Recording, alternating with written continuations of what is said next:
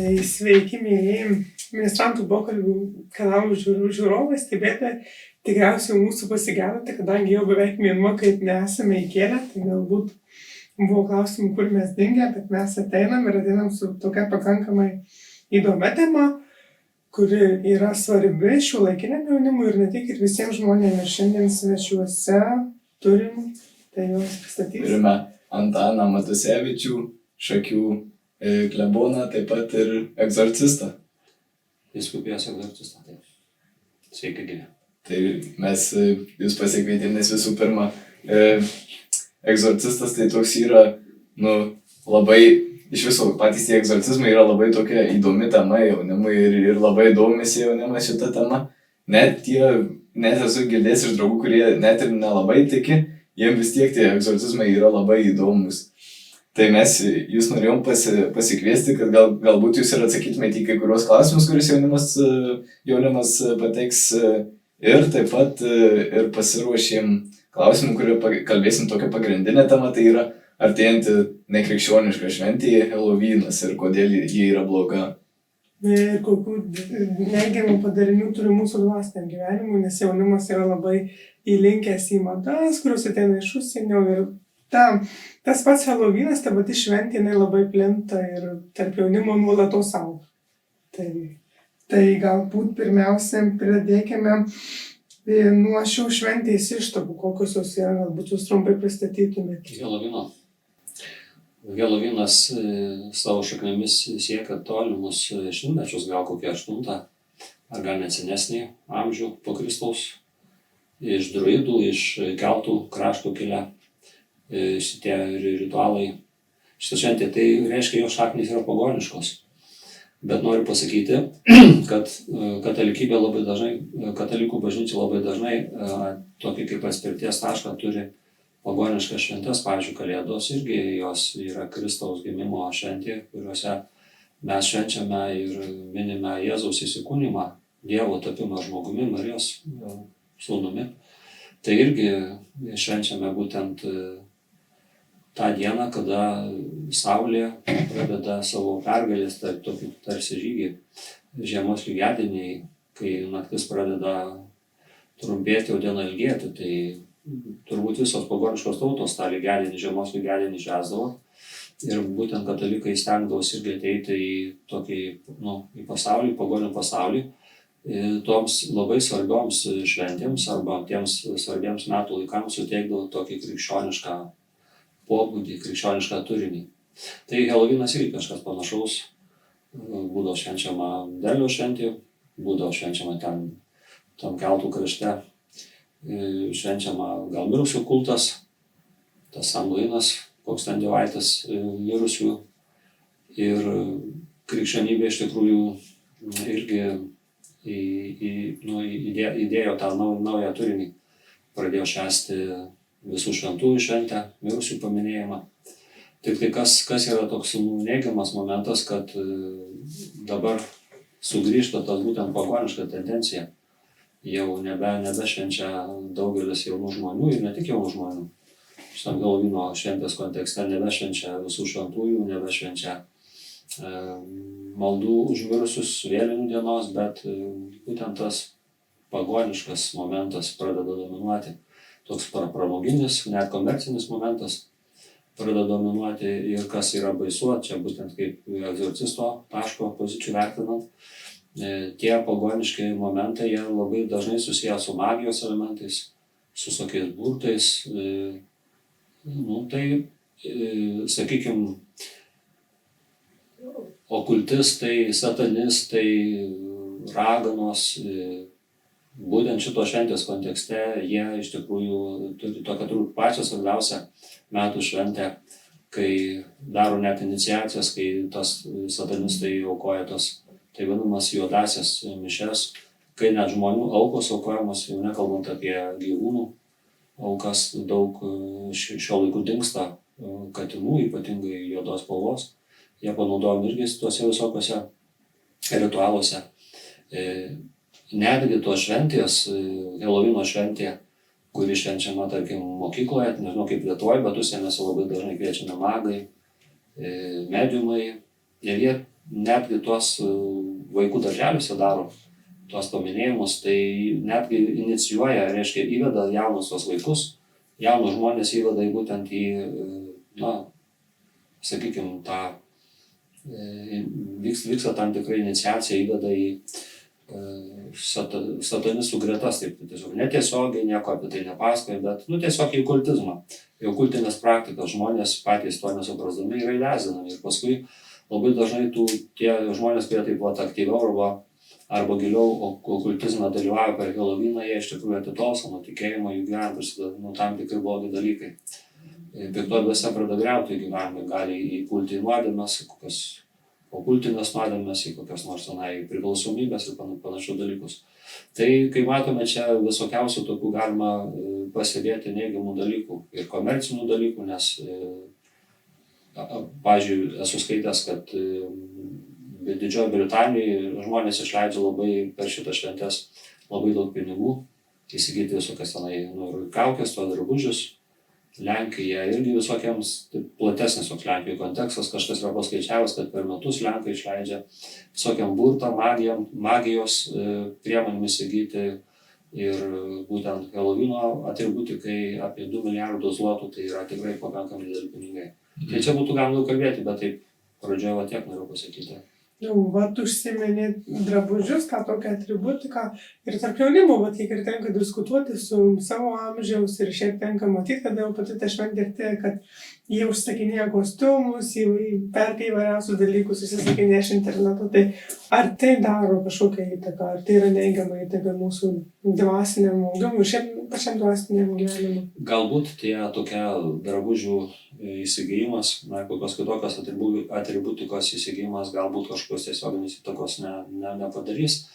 Piktoji dvasia tikrai, manau, kad nepradės taip galingai veikti, bet mums kaip krikščionims nelabai tinka iš tikrųjų tokią atributiką naudoti, kaip tarkim ten visokios kaukolės, kaulai arba tie, sakykime, labai mėgsta skaptuoti žmonės moliukus, ten tokias šviestuvus daryti. Tai, tokia čia jau yra, tokia satanistinė ir krikščioniškai kultūrai, mūsų tikėjimui priešiška atributika, priešiški dalykai, nes tas turinys eina būtent jau su šėtonu susijęs. Aš jau, kaip jau minėjau, Helovynas tai yra didžiausia satanistų šventė, ne patys satanistai apie tai kalba. Kaip jau sakiau, tenai švenčiamos tos tamsiosios mišios, visokios daromos okultinės praktikos. Ir tos visos iniciacijos ir dėl to mums, kaip krikščionims, nederėtų šito šventėje dalyvauti. Ir taip pat tokių, sakykime, drabužių vilkėti, ar ten kokių kaukų dėvėti, ar tų simbolių tokių šėtoniškų, aprastų kryžių, kaulų, ten kaukolių. Nedėra, nes tai neturi nieko bendro su mūsų krikščionybė. Mes, iš tikrųjų, jeigu taip save laikome tikinčiai žmonėmis ir šitą pagonybę, net šitą okultizmą įsileidžiame į savo gyvenimą, tai mes tam tikrą prasme netiesiogiai sužinome savo krikščionybės. Gal nes neturim tokios intencijos, neturime tokio supratimo, tokio noro, bet netiesiogiai mes iš tikrųjų tam tikrą prasme atsiveriam piktosios dvasios veikimui. O jeigu dar, kaip jau sakiau, vyksta iniciacija, dalyvauja žmogus kažkur ten tokiam mediumo seanse, tai gali prasidėti tikrai labai dideli blogi dalykai. Pavyzdžiui, jeigu kai kurie žmonės iššaukinėja, jaunimas mėgsta tokius dalykus, bet ir studentai iškviesti, reiškia, dvasias. Čia va, vėlinių išvakarės, visų šventųjų šventės išvakarės, mes čia iškviesim kokį nors protėvį, ten senelį arba tėtį, ar dar kokį nors giminaitį, čia kokį pažįstamą. Tai gal ne visi žino, kad ateina tos dvasios ateina, bet ten tos ateina ne tie mirusieji, kuriuos šaukia, bet ateina piktosios dvasios, apsimetusios būtent tais mirusiais žmonėmis. Ir paskui būna taip tų atvejų, kad labai dažnai baigėsi tas jau jų seansas, tas spiritinis seansas baigėsi, bet tos piktosios dvasios neišeina ir paskui žmonės turi daug problemų. Tose vietose baladojimas prasideda, nerimas, toksai nemiga, psichologinės problemos ir netgi psichoterapeutai ar kokie vaistai, medikamentai ne visuomet išsprendė tas problemas, bet kita vertus nelabai gali spręsti. Nes jeigu veikia piktoji dvasia, tai jau čia reikia būtent maldos, reikia dažnai net ir egzorcistų pagalbos. Tai dėl to bet kokią formą dalyvavimas šitoje šventėje yra tam tikras pavojus. Kartais piktoji dvasia stipriau veikia, kartais ne taip stipriai. Dėl to nerekomenduotina iš tikrųjų katalikams, kurie save laiko tikinčiais, bet kokia turi būti ką ir bet kokią formą dalyvauti šitoje šventėje.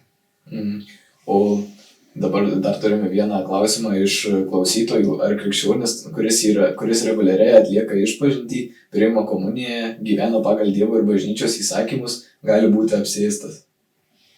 Gali būti apsėstas bet kas, nes kartais iš tikrųjų, gal bet kas negali būti apsėstas, bet kartais Viešpats Dievas leidžia ir netgi tokiems atrodytų žmonėms, kurie jau neturėtų būti velnio, sakykime, labai stipriai varginami arba, kaip mes čia kalbam, apsėsti.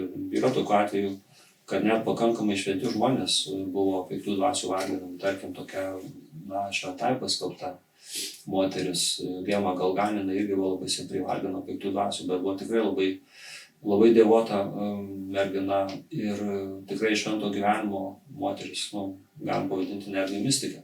Tai Viešpats Dievas leido, nežinau, dėl vienam Dievo turbūt suprantamų priežasčių, leido jai patirti labai stiprius velnio varginimus, kurios turbūt galima pavadinti apsėdimais.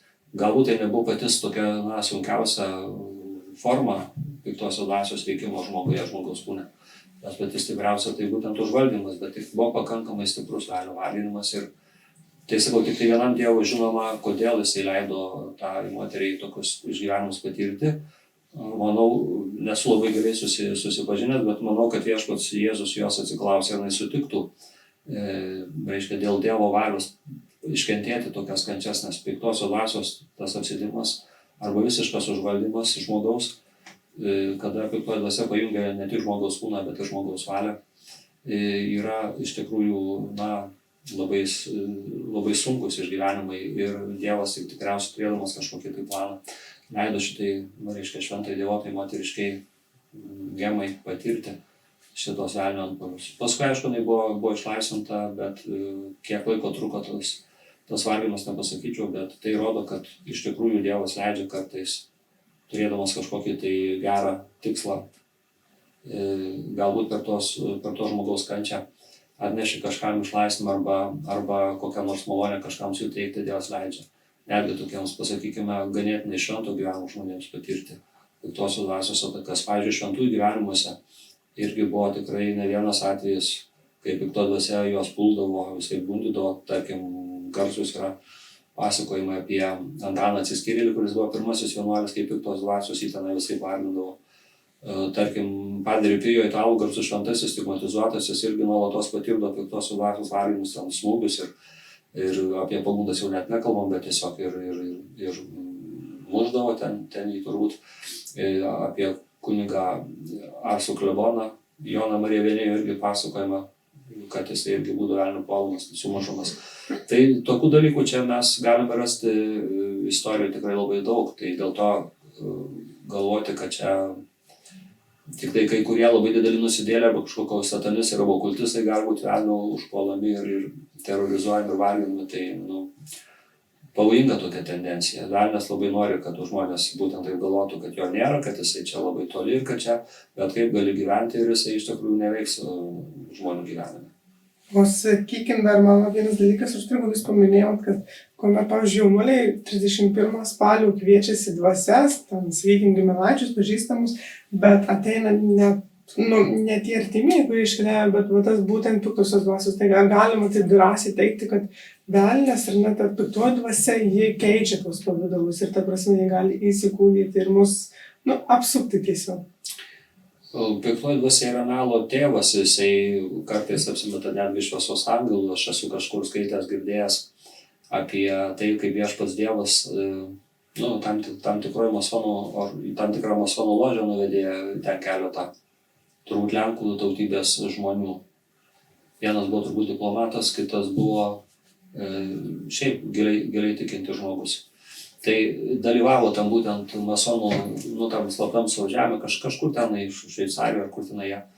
Ir tai buvo kažkas vadovavo, ten masonų tose ložėse yra tas šventikai, tam tikros liturgijos, kaip čia pavadinti, apeigų, šventikai arba kaip mūsų kunigai, bet ten būtent masonų kunigai šventikai. Ir jie ten sako, dabar ateis pas mus mūsų broliai, kurie yra iškeliavę į amžinybę. Jie ir atėjo iš tikrųjų tie, broliai, labai šviesiais tokiais gražiais drabužiais, apsirengę labai tokie kilnūs, kaip tarsi kokie angelai, tokios jau labai šventos dvasios. O šitas vienas iš tų ten dalyvausių, kurios viešpats Dievas nuvedė būtent į tą masonų ložį, tą susirinkimą, vienas pamatė, kad ten demonai atėjo, tik tai apsimetę tokį pavidalą priėmė, apgaulingą pavidalą tokio švento žmogaus atėjus iš anapusybės. Ir jisai taip garsiai sušuko, čia apgaulė, čia yra demonai. Ir tada iš tikrųjų visi tie miražai, tas apgaulės sklaidė, visi pamatė, kad iš tikrųjų čia atėjo ne tie broliai, bet būtent atėjo piktosios dvasios. Aišku, tie masonai labai ant jų supyko, bet ten toks stebėtinas, stebuklingas buvo išgelbėjimas, jie ten pradėjo bėgti, stebėtinai ten prasiskyrė kalnai, vienu žodžiu Dievas juos išgelbėjo ir jie atsidūrė, kažkokiu tai ten ar pievelė ir kažkokiu tai kalnų giraitėje buvo išgelbėti iš to, bet šitas pasakojimas, jisai rodo, kad piktoji dvasia labai dažnai apsimetinėja ir kad piktoji dvasia iš tikrųjų įgyja visokiausius pavidalus. Šiaip piktoji dvasia, jinai netiesiogiai veikia, arba kitaip sakant, nepasirodo. Piktoji dvasia mėgsta tokį, kaip ir inkognito, ir kartais mes iš tikrųjų klystame galvodami, kad piktoji dvasia gali veikti žmogaus gyvenime tik tais, jeigu jisai daro kokius burtus, magijas, o kaip čia kalbėjom, iškviečia dvasia, spiritizmo seansą atlieka, bet dažniausiai piktoji dvasia veikia per žmonių nuodėmes, per sunkią nuodėmę. Tarkim, žmogus sekmadienį ateina į bažnyčią, jeigu, tarkim, maldos apleidžia bažnyčią, tai piktoji dvasia jau turi tą žmogų, nes savo kišenėje, nes sunkių nuodėmė žmogas yra nuo Kristaus. Tai didžiausias iš tikrųjų piktosios dvasios laimėjimas yra, kad sugundo žmogų į sunkią nuodėmę ir tada žmogus yra praktiškai jo, nes bažnyčia moko, kad jeigu žmogus daro sunkią nuodėmę, jis atsiskiria nuo Kristaus ir nuo bažnyčios. Jeigu miršta žmogus sunkios nuodėmės būklėje, žmogus eina į pragarą. Tai čia velnio didžiausia taktika, svarbiausia taktika, daugiausiai čia laimi, būtent sugundinama žmonės į sunkiausias nuodėmes. O paskui, aišku, jis naudoja visokius ten tos okultizmus, kas irgi yra sunkių nuodėmių prieš pirmą Dievo įsakymą. Neturėk kitų dievų, tik tai mane vieną. Ir aišku, piktoji dvasia labiausiai veikia būtent dėl tų visokio okultizmo, prakeikimų, magijų ir panašių dalykų, apie ką mes šiandien kalbam. Bet sakau, pirmiausias, svarbiausias jo veikimas tai yra būtent sunkios nuodėmės sritis. Taip, o dar aš esu girdėjęs čia per internetą ir iš žmonių, kad kiti žmonės gali matyti piktąsias dvasias. Ar toks gali būti dalykas? Nelabai. Aš galvočiau, kad piktąsias dvasias mato, bet irgi dėl to, kad viešpats leidžia. Švento gyvenimo žmonės. Arba žmonės, kurie turim tam tikras dovanas. Dažniausiai, pavyzdžiui, yra ta dvasių skyrimo dovana. Tai, tarkim, mes egzorcistai, manau, kad visi turime šitą dvasių skyrimo dovaną. Aš, pavyzdžiui, meldžiuosi vieną vienuolę, sesė Sigutė, jinai turi dvasių skyrimo dovaną. Tai, pavyzdžiui, meldiesi už tą piktų dvasių varginimą žmogų ir jinai tiesiog pasako, dabar sako, melskis už tokią ir tokią dvasią. Konkrečiai. Pavyzdžiui, pykčio dvasią arba baimės dvasią.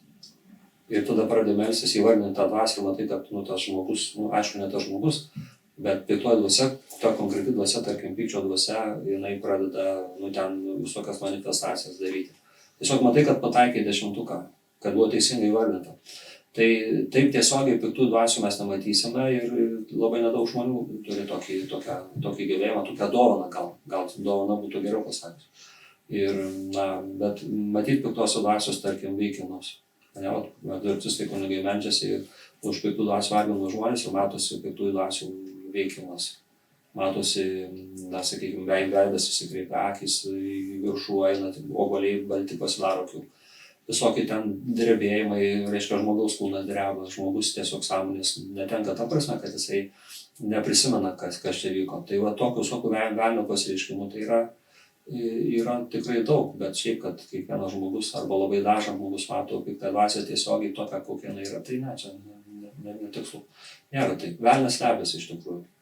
O dar, Nenoriu būti įsiterpsiu, o gal išsiplėsime daugiau apie manifestacijas, nes tas žodis dabar sutinkamas labai daug. Ir ypatingai tarp jaunimo, kadangi mums tenka nuolat bendrauti, nuolat mokykloje, tai tas manifestavimo ir knygų dabar labai daug, nu ir visko. Tas manifestavimas tai labiau tiesiog. Manifestavimas tai yra toks pasireiškimas, lietuviškas būtų atitikmuo. Tai sakau, piktoji dvasia stengiasi kankinti žmogų, varginti jį. Bet šiaip, kai mes meldžiamės egzortų metu, tai piktoji dvasia stengiasi slėptis. Piktoji dvasia visai nenori, jinai tarkim vargino žmogų ir nenori būti demaskuota, nenori būti atpažinta, jinai nori pristatyti tam pačiam žmogui ir tarkim kunigo egzorcistui, kad čia yra tik tais paprastas atvejis, čia nėra jokio apsėdimo, čia nėra piktos dvasios varginimo, galbūt čia yra kokia psichinė ar kokia kitokia psichinė liga arba kažkokia ten, sakykime, psichologiniai dalykai. Nepiktoji dvasia, tai jinai stebisi iki paskutinių. Ir dėl to mes kunigai egzorcistai dažnai naudojame taip vadinamus atpažinimo egzortus, kada iš tikrųjų, tarkim, turim pagrįstą abejonę, kad čia piktos dvasios nėra, bet iš tikrųjų mes atliekam tą egzortą su ta intencija, kad piktoji dvasia apsireikštų. Tai iš tikrųjų piktoji dvasia slepiasi ir piktoji dvasia nenori būti demaskuota, o kaip jinai pasireiškia, tai įvairiai. Ir balsas gali būti sustorėjęs to žmogaus, gali žmogus žinoti svetimas kalbas, kurių jis nesimokė, gali pasižymėti labai didelę tokią, čia jėgas tokią, kokią nors silpnutė, čiuputė mergina, kokia, sverianti apie 50 kg. Kokius 4 vyrus, reiškia, gali ištaškyti, kurie laiko jie tenai. Tai jau tokia atveju rodo iš tikrųjų, kad čia veikia piktoji dvasia. Gali žinoti tokius paslėptus dalykus to žmogus, kurių šiaip visai nežinau, kas paslėptus, pavyzdžiui. Pavyzdžiui, dalyvauju iš vienos knygos, Burkaus knyga apie 2 dvasinių būtybių pasaulius. Vieną tokį pavyzdį pateiksiu, ten dalyvavo viename egzorte kažkur Rusėnuose. Egzorcistas meldėsi ir dalyvavo žmonės, kurie matyt nebuvo išpažinę kažkur nuodėmių. Tas žmogus apsėstas, tai reiškia demonas per jį, pradėjo pasakoti kažkurio žmogaus ten sunkias nuodėmes. Tas vargšelis išbėgo atlikti išpažinti. Tai va. Tai visokie tokie dalykai. Gali, pavyzdžiui, neseniai vieno žmogaus, už kurį meldėmės, labai stiprus skausmai buvo. Tai tiesiog puoliau tenai uždrausti tam demonui, kad nevargintų to žmogaus ir patepiau ten jo konkrečiai pilvą, patepiau tokiu specialiu palaimintu aliejumi. Meldžiausi Jėzaus vardu, įsakiau demonui nustoti varginti, kelti fizinius skausmus. Tai visokių čia tokių dalykų. Kai kuriais atvejais netgi žmonės levituoja, pakyla, reiškia, tiesiog tarsi plevena ore. Gali ten visokiausiai, reiškia, kūnai iškraipo, reiškia, kūnus, ten galva iš šono suka kojas, ten, kraipos visai. Dreba visas žmogus. Tai visokiausiai tų pasireiškimų gali būti. O per tą egzorcizmą čia minėjot, kad ten gali levituoti, gali išsikreipti ten galūnės ir panašiai. O kodėl būtent taip vyksta?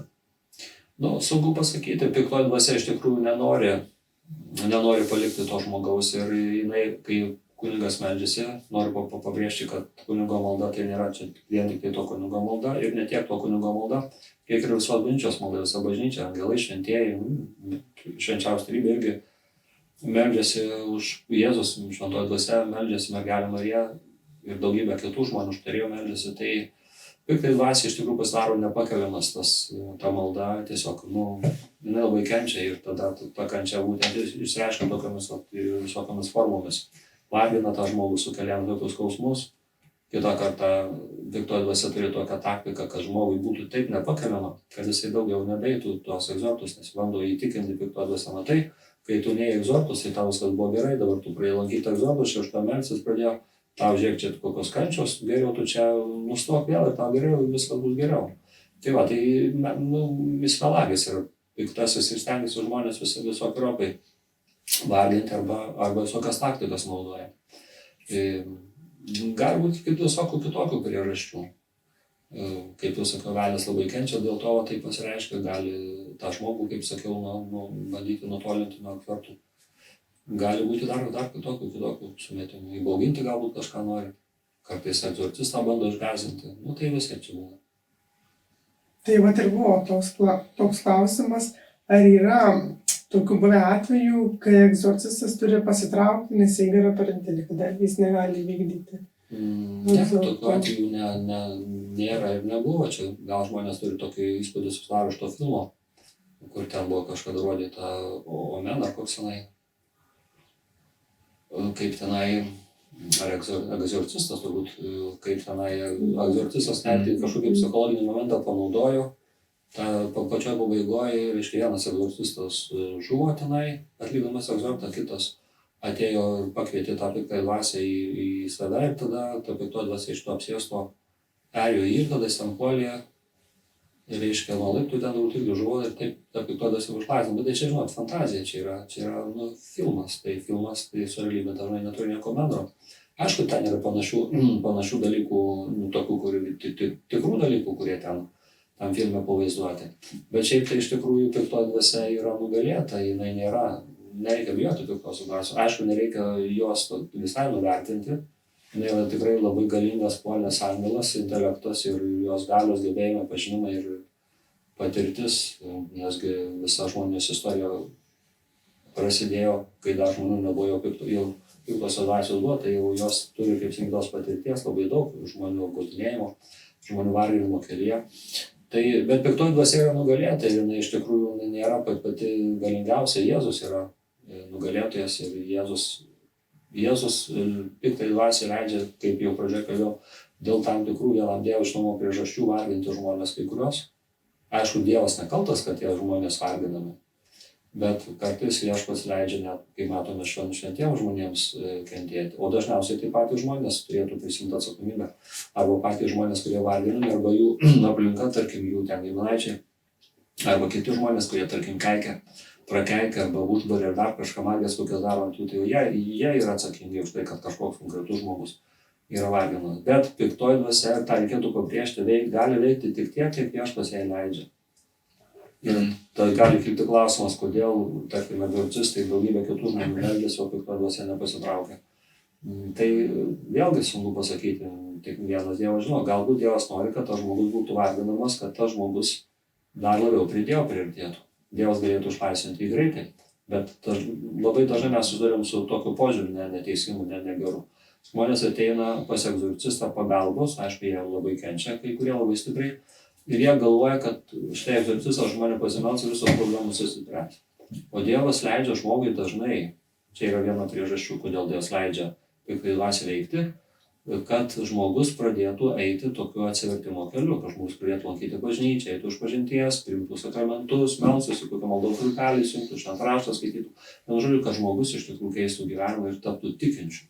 Tai labai dažnai taip atsitinka, kad netgi piktosios dvasios apsėdimas, varginimas žmogų ne į pragarą nuveda, bet būtent link Dievo pastūmėja. Ir tai yra toks teigiamas, sakykime, tos maldos ir netgi to piktojo dvasio veikimo teigiamas momentas, kad žmogus dėl to piktosios dvasios veikimo prieartėja prie Dievo ir tampa giliau tikinčiu arba labai giliai tikinčiu žmogumi. O dar, bet jūs paminėjot, kad kartais piktoji dvasia bandom tarsi suvaidinti, tarsi apgauti, kad čia yra viskas labai labai gerai ir čia viskas yra labai lengva. Ir buvo toks klausimas, kaip atskirti psichologinę ligą nuo dvasinio apsėdimų. Ar įmanoma šis atskirti? Tai labai sunku kartais būna taip, kad būna sumaišytas atvejis, tai būna ir liga ir būna piktosios dvasios veikimas. Kartais būna vien tik tai liga, tada reikalinga medikų pagalba, tarkim psichoterapija, vaistai, medikamentus vartoti, o kartais būna piktosios dvasios veikimas ir yra gundymas galvoti, kad čia ne tiek piktoji dvasia, kiek liga. Tai kartais būna sudėtingi atvejai nustatyti, diagnozuoti. Ir dėl to mes, kunigai egzorcistai, bendraujame su psichoterapeutais. Tokiais atvejais, kada nežinome, kokia čia yra diagnozė, siunčiame pas medikus, pas psichoterapeutus, kad jie iš tikrųjų tą žmogų ištirtų. ir jie iš savo pusės ištiria, mato, ar tai yra liga, tai nėra ligos sudėties ir jeigu yra tikrai nutarė, nusprendžia, ištyrę, kad tai yra piktosios dvasios veikimas, tada tai jau išeina iš jų kompetencijos ribų, siunčia pas kunigą. Jeigu mes kunigai meldžiamės ir matome, kad piktosios dvasios veikimo nėra, labiau panašu, kad tai yra ligos atvejis, tada mes sakome, kad nėra tikslinga, net ir žalinga, iš tikrųjų būtų kokią nors ligą, sakykime, laikyti, kad čia veikia piktoji dvasia. Tai tikrai būtų daug žalos padaroma žmogui, tada mes siunčiame pas gydytoją, kad tas suteiktų kvalifikuotą pagalbą žmogui. Taip. O dabar dar čia yra pats gal labiausiai pasikartojantis klausimas ir tarp jaunimo, ir tarp vyresnių žmonių. Matom besikartojantį klausimą, jei jūs galite atsakyti į šitą klausimą. Koks yra jūsų pats įsimintiniausias egzorcizmas? Nežinau, nesu turėjęs tokių labai ypatingų kažkokių ten atvejų, ar kokių ten levitacijų, ar kažkokių ten ypatingų manifestacijų, bet šiaip tokių mano atvejai tai nėra tokių galbūt labai sunkus. Negaliu pasakyti, kad čia, neturiu aš tokių labai tokių sunkių atvejų neturėjau, nes tie patys sunkiausi atvejai, tai aš galvoju, yra kokiose didmiesčiuose, Kaune, tenai kokiam Vilniuje, ten yra daugiau tų žmonių ir daugiau visokiausių tų blogybių. Kadangi aš buvau ir kaime egzorcistų tarnystę atlikau, ir čia Šakiai tokia vis tiek toks pakankamai nedidelis miestelis, tai tokių labai sunkių atvejų nėra. Tai negalėčiau sakyti, kad ten kažkaip labai ar nustebintas buvau, ar ten kažkaip labai ten pėduose veikia, ar ten kažkaip labai gąsdino. Tai būna tokių atvejų, kad tenai, tarkim, žmogus netenka sąmonės, kad jisai neatsimena, į transą įeina, ta prasme. Būna, kad reikia kai kurios žmonės, tarkim, palaikyti, kad tai buvo čia toks atvejis, kad keli vyrai laikė už rankos tą vieną reiškia tą žmogų, už kurį meldėmės. Bet šiaip tai paprasčiau, tarkim, jeigu ten jau tas demonas labai pradeda veikti, tai tiesiog paimi švęstą vandenį, išlakstai, reiškia stulą uždedi, patepi šventų aliejimai, šaukiesi viešpaties Jėzaus vardu, arba tiesiog Jėzaus vardu, kaip egzorcistas veikia bažnyčios vardu, Jėzaus Kristos vardu, įsako Jėzaus Kristos vardu ir tas žmogus nurimsta. Piktoji dvasia tiesiog nustoja veikusi. Pavyzdžiui, vienas egzorcistas atpasakojo, kad egzorto metu kažkoks žmogus atsistoja ir ten kažkur nuėjo. Ar ten balarkas ten buvo, nežinau. Tiesiog tai sako, sustabdžiau Jėzaus Kristos vardu, sako, sugrįžau atgal. Ir tiesiog laukiu, čia būtent tikėjimas yra. Kunigas egzorcistas tiki, kad jis veikia Jėzaus vardu ir kad Jėzaus vardo galia turi jėgą, kad demonas paklūsta. Tai tiesiog pasako kunigas egzorcistas, kad tas žmogus, ne tas žmogus, bet piktoji dvasia, kuri vargina žmogų, kad ką nors darytų, pavyzdžiui, nutiltų. Ir laukia. Ir nutyla. Tas žmogus pabėgo iš egzortų vietos, tas kunigas sako, Jėzaus Kristos vardu sugrįžk atgal. Ir nieko daugiau nedaro. Nesivėja ten paskui. Nepuolai kažkokį nusiminimą ar baimę, ar nervą kokį. Ir tas demonas sugrįžta. Tiesiog demonai paklūsta Jėzaus vardu. Jie žino, ką reiškia Jėzaus vardas. Ir egzorcistams tai yra labai tokia gera proga matyti, kad mūsų tikėjimas iš tikrųjų turi galią, kad Jėzus vardas turi galią, kad sakramentai turi galią, kad malda turi galią. Tai kaip egzorcistai sako, mūsų tikėjimas dėl to sustiprėjo. Po truputėlį einant į pabaigą, kaip galėtumėte patarti žmonėms, kad apsisaugotų nuo tų piktųjų dvasių? Tai kaip kalbėjome, čia labai geras klausimas, kaip kalbėjome, tai apsisaugojimas tai yra pašvenčiamas malonės būklė. Eiti kiekvieną sekmadienį mišias, kartą per mėnesį eiti išpažinties. Skaityti šventą raštą, dalyvauti bendruomeniniam gyvenime, kokie nors grupelį priklausyti, šviestis, konferencijos, rekolekcijose dalyvauti, kalbėti rožinį ir nelįsti ten, kur nereikia, visokios okultizmus, ten kokias magijas, pas ekstrasensus eiti, pagalbos ieškoti, ar kokios alternatyvos, medicinos praktikuoti, dar kažko. Nešvęsti Helovynų, nedalyvauti visokiose tokiose abejotinėse dalykuose. Ir tada iš tikrųjų piktoji dvasia nebegalės varginti žmogaus. Tiesiog žmogus taps pavojingas piktai dvasiai. Piktoji dvasia nuo tokio žmogaus vengs jo, bėgs nuo jo. Kaip sakė, priešinkitės velniui ir jisai bėgs nuo jūsų. Nereikia bijoti piktosios dvasios. reikia iš tikrųjų artėti prie Jėzaus ir tada pasiliekam Jėzų ir esame apsaugoti. Jėzus mūsų apsauga, Jėzus mūsų jėga. Nu, dar, vat, jau kadangi nors einam į pabaigą, bet negalim nepaliesti temos, kadangi iškart po Helovino eina kita, jau krikščionim katalikam labai labai svarbi iškilmė, tai yra visų šventų iškilmė. Kuo gal taip reikėtų suformuoti klausimą, kuo mums yra svarbu šventieji, kuo jie mums gali padėti kasdieniniam gyvenimui. Šventieji tai yra tokie patys žmonės kaip ir mes, ir čia mes kalbėjome apie piktų dvasių varginų žmonės, kurios piktoji dvasia dėl vienokių ir kitokių priežasčių vargina. Tai šventieji yra tie žmonės, kurie būtent yra pavyzdys, kokiais mes galėtume ir turėtume, kokiais mes kiekvienas esame pašaukti. Tai jie yra tikrai vyrai, tikros moterys. Galim skaityti integralios, nuoseklios asmenybės, kur ir psichologija, ir psichika, ir dvasia, ir kūnas, ir emocijos, ir žmogus visapusiškai yra įsiskleidęs. Ir tai yra žmonės, kurie yra palaiminti, tai yra žmonės, kurie yra laimingi, tai yra žmonės, kurie yra laisvi. Piktoji dvasia stengiasi žmogų supančioti į nelaisvę, nuodėmės nelaisvę, priklausomybę nelaisvę įvesti. O būtent šventas žmogus tai visiškai atsidavęs Dievui, kiek žmogus gali atsiduoti. Ir jisai yra visiškai laisvas, su ramybė, su meilė, su Dievo išmintimu, su Dievo dvasia. Tai va čia tie šventieji mums yra aktualūs tuo, kad jie rodo, kad mes kiekvienas galime būti šventas, kad kiekvienas turėtume būti šventas ir kad tas šventumas tai nėra atitrūkęs nuo gyvenimo, bet kaip tik žmogus šventasis gyvena tą visvertį gyvenimą ir jisai tą gyvenimą duoda kitiems žmonėms. Nu, dar, pavyzdžiui, jeigu pratęsiant su šventaisiais, tai kartais tenka ir internete skaityti komentarus, kad, pavyzdžiui, yra naudojamos šventų relikvijos, jos ir bažnyčioje, ir pakankamai žiūrima jas taip, arba nerimtai, arba taip, kažkaip neigiamai pakankamai, tai ar jos yra mums svarbus ir, pavyzdžiui, jūs darydami egzorcizmus ir naudojate? Naudojame relikvijas, iš tikrųjų, jos, tai šventųjų tenai yra kokiu nors ten ar drabužiu, ar ten kartais net kūno dalelį. Tai jos, kadangi tai susijęs su šventu žmogumi, tai piktosios dvasios, jos, bijo viso to, kas šventa, švęsto vandens, palaiminto aliejaus, Jėzaus vardo, kaip Jėzaus kraujo, maldos bijo, rožinio bijo, pavyzdžiui, stulą kunigas uždeda, jiems nepatinka. Ir relikvija, pavyzdžiui, turim tokį relikvijorių, vienas kunigas ten kažkur užsienėse nusipirko, ten daug yra šventų relikvijų. Nepasakysiu tiksliai, bet gal kokios 5 ar 6 šventųjų, tai uždedam ant rankos, ant peties ar ant nugaros ir veikia. Tai čia yra sakramentalijos, iš tikrųjų, jos neprilygsta sakramentams, mažiau tos malonės gauname, bet dėl mūsų tikėjimo, dėl mūsų maldos, tos relikvijos jos irgi teikia tam tikrą malonę. Tai yra tikrai labai geras dalykas.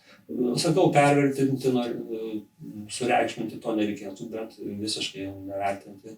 Pasakyti, kad tai visiškai nesvarbu, ar tai jau yra kažkokie tai seniai reliktai, tai nebūtų tikslinga. Tikrai relikvijos, jos yra reikšmingos ir dorai ir tvarkingai naudojamis jomis gauname tikrai Dievo malonę. O dar vienas toks klausimas, dar vis tik pabaiga artėja, tai kas paskatino jūs tapti egzorcistu, nes vis tiek tai yra pakankamai sunki, sudėtinga tarnystė. Tai kadangi mačiau, kad žmonės tikrai turi labai daug sunkumų, tarkim, vidinių sužeidimų, man nuo pat kunigystės pradžios buvo toks artimas malda, užtarimo malda dėl išgydymo. Kiekvienas kunigas turi gydymo dovaną, ta prasme, kad jisai ligonės sakramentą teikia, bet taip pat ir kuo toliau atlikau kunigo tarnystę, to mačiau, kad yra ir piktų dvasių varginimas. Vyskupas ieškojo, kad būtų. Buvo vienas egzorcistas iš mūsų vyskupijos, Sigitas Butkauskas, bet vyskupas paklausė, ar aš nenorėčiau būti dar vienu egzorcistu ten. Vienas sesė nori už mane dar meldėsi ir kažkaip gavau tokį pašaukimą, nes gal šiek tiek bijojau būti egzorcistu, kadangi tai nėra tokia lengva tarnystė. Kita vertus, gal jaučiausi nepasiruošęs, bet gal daugiau tokios baimės kažkokios. Bet, kaip sakau, ta sesė meldėsi už mane ir gavau tą malonę pašaukimą ir vyskupas prašė dekretą, kadangi sutikau, tai taip jau 12 metų jau atlieku šią tarnystę ir nesigailiu. Ir matau, kad mane ugdoju, matau, kad žmonėms atnešu tam tikrą, neaišku, Dievas per mane tam tikrą malonę. Ne, tai nelengva tarnystė, bet būtinai reikalinga. Dieve duok, kad atsirastų daugiau kunigų egzorcistų, kurie prisimtų tą atsakomybę laisvinti Jėzaus vardu, bažnyčios vardu, dėl nuvarginamų žmonės. Nėra nieko nuostabiau matyti, pavyzdžiui, kaip per tavo maldą Dievo malonė ateina žmogus iš Osėgo, pavyzdžiui, kai sėdi klausyklo, ateina klausytojas nusidėlis ir suteikia jam bažnyčios vardu šešimą, žmogus nueina su nuriedėjus akmeniu, atsigavęs, tai, kažkas tokio nuostabaus. Man nuostabi patirtis. Beje, o ar turit mylimiausią šventę? Sunkus klausimas, geras klausimas, bet taip iš karto sunku pasakyti. Man labai Paulius kažkaip šventasis imponuoja. Šventas Antanas brangus dėl to, kad jis šventas Antanas, bet šventas Antanas man nėra labai toks artimas. Šventas Juozapas man patinka. Bet šiaip gal toksai artimiausias šventas Paulius. Labai gerai. Tai ačiū labai, kad jūs sutikot čia su mumis pakalbėti, kad sutikot jaunimo klausimus tokius atsakyti. Čia turbūt gal net tas egzorcistas tai toks kaip superherojus atrodo tam jaunimui. Tai labai ačiū, kad sutikot pakalbėti. Kad išplėtojot taip plačiai ir palėtėm visas temas ir Helovyną, ir egzorcizmus, ir visus šventus, tai dėkojam. Ačiū Jums, kad Jūs tokio nuostabų darbą, tokią nuostabų tarnystę atliekate ir superherojus, tai yra tikrai Jėzus Kristus. Bet mes irgi esame superherojai, ta prasme, kiek su juo einame, tai ir Jūs esate tam tikri superherojai. Ačiū. Tai gal tada užbaigsim maldą, kunige? Gerai. Pasimelsime, kad Viešpats Dievas laimintų mus ir tuos, kurie klauso, kad per mus eitų Dievo meilė. Tai dėkojame Tau, Jėzau, kad Tu mus išlaisvinai, mirdamas ant kryžiaus, dėkojame, kad Tu esi pati laisvė, dėkojame Tu, kad kiekvieną pašaukį būti laisvu ir šventu, apsaugotų nuo piktosios dvasios veikimo, meldžiu, kad laisvintų mus dar labiau Tavo kraujas, kad plautų mūsų kūnų, sielas ir dvasias, kad Tavo žaizdos gydytų mūsų emocijas, mūsų protą, mūsų valią, mūsų kūną, kad Tavo meilė ir malonė lydėtų kiekvieną mūsų gyvenimo dieną. Laimink tos žmonės, su kuriais mes susitinkame, laimink mūsų šeimas, visus, kurie šios laidos klausys. Ir tegul Viešpatie Tavo meilė, Tavo dvasia veda mus į Tavo karalystę, daug skleidžia mumyse per krikštą gautą meilės, tikėjimo, vilties dovaną. Ir padaro mus laisvus, padaro mus šventus, padaro mus tikrais Tavo sūnumis ir dukterimis, kad būtume Tavo indai įrankiai Tavo dvasios šventovė, kad skleisime Tavo karalystę. Saga Viešpaties Dievo Tėvo ir Sūnaus šventosios dvasios palaima ramybės, kad ta malonė, išgydymas, išlaisvinimas, apsauga ten nusileidžia ir te pasilieka. Būkite palaiminti. Garbės Kristui. Per amžius.